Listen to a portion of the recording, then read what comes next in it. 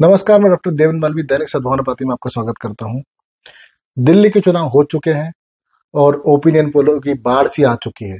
हम उसी opinion poll के बीच में जो दिल्ली चुनाव में डेरा डाले हुए थे, दिल्ली चुनाव में अपनी पार्टी भारतीय संपूर्ण क्रांतिकारी पार्टी के राष्ट्रीय अध्यक्ष ठाकुर जोगेंद्र सिंह भदौरिया से जानेंगे कि दिल्ली चुनाव का रुख क्या रहा और वहां के समीकरण क्या जा रहे हैं। नमस्कार जोगेंद्र जी। जोगेंद्र जी, मैं ये देखता हूँ कि दिल्ली के चुनाव अभी पिछले कई कई महीनों से वहीं पर डेरा डाले हुए थे, तो आपका अनुभव क्या रहा, आपकी पार्टी का शेयर क्या रहा, इसके बारे में बताइए। पहले तो मैं आपके दर्शकों को बहुत दिल की गहराई से धन्यवाद देता हूं और उनका शुक्रिया अदा करता हूं जो मुझे देख रहे हैं। क्योंकि मैं बड़े चैनल पर ना आकर के हमेशा जो है आप जैसे चैनलों में जो जो ग्राउंड लेवल की बात करते हैं उन पर मैं अपनी बात कहता हूं। क्योंकि मेरी बात हमेशा 100% सार्थक भी आज तक प्रभु के पास से सिद्ध हुई, तो यहाँ आगे भी सिद्ध होगी। जनता हमारी ये जानना चाहती है कि दिल्ली का चुनाव दिल्ली की जनता के मन में क्या है। दिल्ली की जनता ने एक तय कर लिया था। जो ओपिनियन पोल आ रहा है वो हर ओपिनियन पोल हर मिनट में एक नई बात कहता है, और अधिकांश ओपिनियन पोल जो आए उसमें से 12 से 15 ओपिनियन पोलों ने भारतीय जनता पार्टी की सरकार बनना बताया। लेकिन इनका इतिहास अगर देखेंगे तो 2000 यही ओपिनियन पोल थे जो 2024 में बीजेपी को 400 पार का नारा दे रहे थे। शाम तक 400 पार का नारा दे रहे थे, और जब वोटिंग खुल रही थी तो सुबह भी 9 बजे तक ये चिल्ला रहे थे बीजेपी 400 पार। फिर उसके बाद जो है वो एकदम फुटेज आ गए, फिर गलती बांधने लगते। तो आपने कई बार इनके ओपिनियन पोल को देखा होगा कि होता क्या है, ये बंद कमरे में कुछ लोगों के बीच बात कर लेते हैं। उनसे अच्छा तो आप जैसे जो ग्राउंड लेवल पर बात करते हैं, अगर वो लोग ओपिनियन बात कर रखें तो 100% सार्थक बात सिद्ध हो। आपकी पार्टी ने जो मुझे लगता है कि 7 से 8 सीटें आपकी पार्टी बड़ा मजबूती से लड़ रही है उसमें, और लड़ी है, और उस पर रिजल्ट के समीकरण पूरे आपके पक्ष में जाने की संभावना दिखती है। इसमें आपका क्या कहना है? देखिए, भारतीय संपूर्ण क्रांतिकारी पार्टी दिल्ली में बहुत मजबूती से चुनाव लड़ी, और हमारा पहले ये था कि हम बहुत मजबूती से चुनिंदा सीटों पर लड़ेंगे, लेकिन कुछ मजबूती से चुनाव लड़ेंगे। तो हम बहुत मजबूती से चुनाव लड़े, और चूंकि भारतीय संपूर्ण क्रांतिकारी पार्टी इतनी मजबूत चुनाव लड़ी, और बीजेपी का तो उस समय आपको अधिकांश पता ही है कि बीजेपी जो है तोड़फोड़ की राजनीति पर विश्वास करती है। उन्होंने हमारे भी एक उम्मीदवार को तोड़फोड़ करके बैठा लिया। जहां उन्हें लगा कि सीट हम हार ही जाएंगे, वहां उन्होंने तोड़फोड़ के बैठा लिया। हमें कोई उसमें आश्चर्य की बात नहीं है कि वो तोड़फोड़ करने की राजनीति करती है। लेकिन जहां भारतीय संपूर्ण क्रांतिकारी पार्टी ने दिल्ली में लोगों के दिल में जगह दी, दिल में दस्तक है, वो आपको रिजल्ट के समय बता देगा। अभी परिणाम आने वाले हैं, 8 तारीख को बताएगा कि भारतीय संपूर्ण क्रांतिकारी पार्टी ने क्या किया। अब चूंकि हम मेन मुद्दे पर आ रहे हैं कि सरकार किसकी बन रही है, आपने भी कहा कि आप भी यही जानना चाहते हैं कि वहां सरकार जनता, देश की जनता की नजर इसी पे आता है, और ओपिनियन पोल क्या कह रहे हैं और जनता क्या कह रही है। स्पष्ट समीकरण है जो कि ओपिनियन पोल और अन्य चैनल उस पर निगाह नहीं डाल रहे हैं। दिल्ली का चुनाव है, और 60 से 62% जो है वो चुनाव आयोग की है कि 60 और 62% के बीच में दिल्ली चुनाव में लड़ा गया, वोटिंग हुए। लेकिन वो ये नहीं कह रहे कि 62% टोटल हुआ। उनका एक आंकड़ा होता है कि टोटल दिल्ली का 62% आया। जहां मुस्लिम आबादी थी वहां का अगर मत देखेंगे तो 80-85 के क्रॉस तक गया, 86% तक गया मुस्लिम आबादी। और जो शेष हिंदूवादी आबादी थी वहां वोट जो है 45 और 47 और 48 के बीच में रह गया। 50 तक वहां पहुंचना मुश्किल हुआ। तो टोटल समीकरण में 60 और 62%, 59% पे, 61% पे रह गया। मैं 62% भी मान लेते हैं अपन इस समीकरण पे, तो 62% पे रह गया। लेकिन ये पृष्ठभूमि कब है, जब वो आप 85 गिनेंगे और ये यहां गिनेंगे। अब आप कहेंगे कि इस तरह के चुनाव में, पिछली बार हरियाणा का चुनाव था, महाराष्ट्र का चुनाव था, दोनों चुनावों में भारतीय जनता पार्टी ने बाजी मारी। वहां क्या हुआ कि हरियाणा के चुनाव में बीजेपी एक नए दौर पर गई और उसने वहां जाति वोट को उठाया। जाट वर्सेस अन्य जाति वहां उसने कर ली। महाराष्ट्र के चुनाव में वो हिंदू मुस्लिम को करने में बहुत कामयाब रही। उसने मुस्लिम लोगों के मुंह से ही ऐसा कहलवाना शुरू कर दिया जिससे कि हिंदू वोट पोलराइजेशन हुआ। वहां ये सब दिल्ली में करने में ये कामयाब नहीं हो पाए। दिल्ली में इस तरह की बात नहीं रख पाई क्योंकि दिल्ली में इनका दूरदर्शिता ये इस तरह से चल रहे थे कि मुसलमान वोट डाइवर्ट होगा। उसका उदाहरण था कि कांग्रेस दूसरा था ओवैसी, तीसरी थी बसपा। लेकिन दिल्ली की वोट परसेंट जो पड़ा, मुस्लिम वोट परसेंट जो पड़ा, उसके और मेरी अपनी राजनीतिक सूझबूझ, जो मेरा अपना आकलन है, वो उन लोगों से सबसे हट करके है कि जो मैं अपना बताना चाहता हूं आपको, मेरे आकलन से वहां मुसलमान एग्जाई हो गया।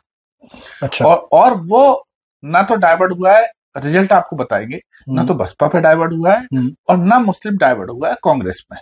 मुस्लिम वोट्स 60 से 70%, 85 जहां पड़ रहा है, वहां 60 से 70% एग्जाई होके आपको गया है, आप पार्टी को गया, आप पार्टी को गया। जो परिणाम बता रहे हैं ये जस्ट उल्टा होगा, और मुझे लगता है ये बड़ी बात है, मैं विश्वास के साथ कह सकता हूं। अभी तक जो भी मैंने कहा आपके चैनल पे, पहले भी मैंने भविष्यवाणी कर दी थी कि बीजेपी किसी भी हालत में 2024 में 250 नहीं लाएगी। जब लोग 400 की बात कर रहे थे, मैंने कहा 250 का भी आंकड़ा बीजेपी अपने दम पर पूरा नहीं कर पाई। पहले भी बताया था, हमने उसको प्रकाशित भी किया अखबार में कि बीजेपी 400 सीटों पर नहीं आ पाएगी।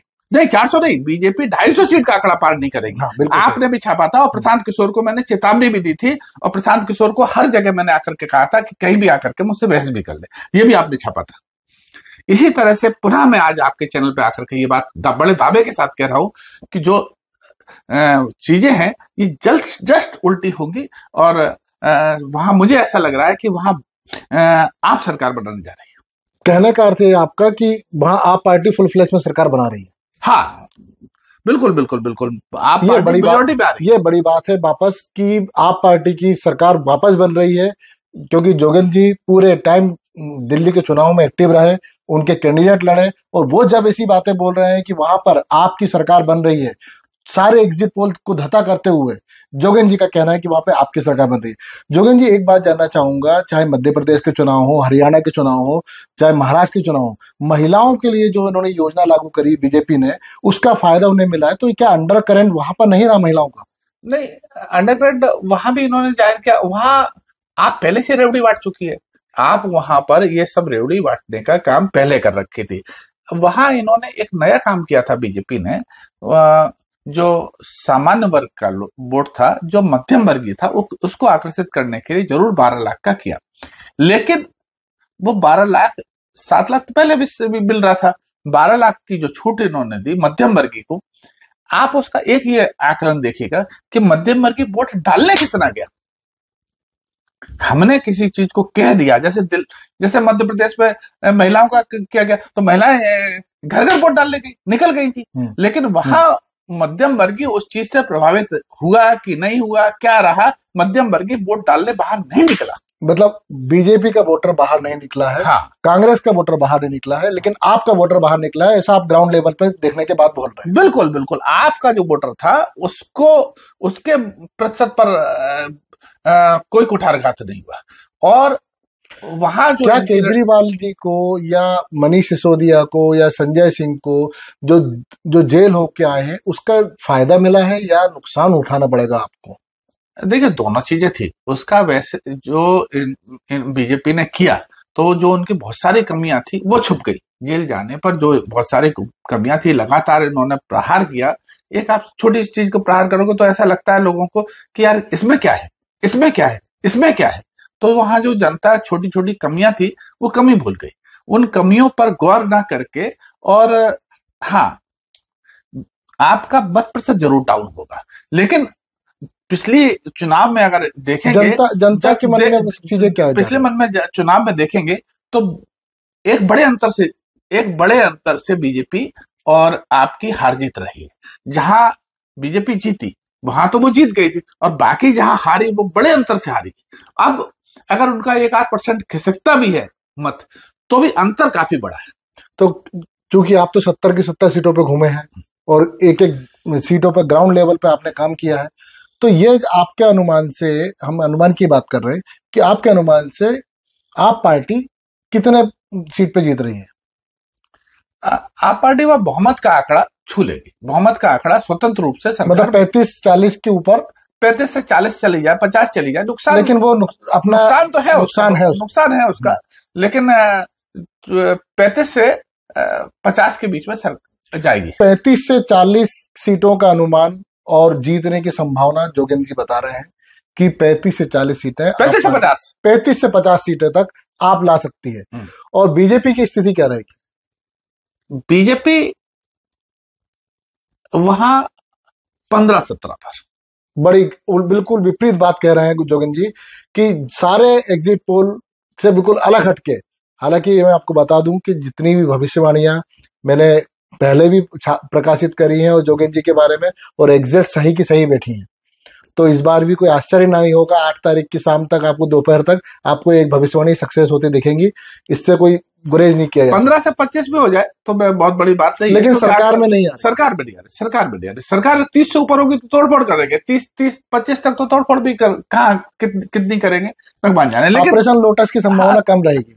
हो सकता है कि वो किसी भी बाहर है कि ये ऑपरेशन लोटस सेकंड पीरियड में आ जाए। फर्स्ट पीरियड तो अभी सरकार जो है वो बिल्कुल ओपिनियन पोल के सारे आंकड़े आपकी सद्भावना पाती, आप उस दिन जरूर चलाइएगा, बताइएगा भी कि हम जो कहते हैं वो सच को दिखाते हैं। तो ये है हमारे साथ में ठाकुर जोगिंदर सिंह भदौरिया जी, जिनकी भविष्यवाणियां पूर्व में भी सच हो चुकी हैं, और 8 तारीख की दोपहर आते आते इनकी भविष्यवाणियां इस बार कितनी सच होंगी, क्योंकि ये 70 सीटों पे खुद का इनका अनुमान है, खुद के ग्राउंड लेवल पे इन्होंने काम किया है। तो देखते हैं कितनी भविष्यवाणी सच होती है। मैं दर्शकों को पुनः कहना चाहूंगा, ये मेरी भविष्यवाणी नहीं, मेरे आकलन है। ग्राउंड रिपोर्ट पर जो आकलन किया वो मेरा आकलन की बात करते हैं। मेरा तो कितना आकलन सक्सेस होगा 8 तारीख की दोपहर तक पता लगेगा। निश्चित रूप से सार्थक होगा पूरा। धन्यवाद आपके दर्शकों को, धन्यवाद आपको, बहुत बहुत धन्यवाद। बने रहिए दैनिक सद्भावना पार्टी के साथ में।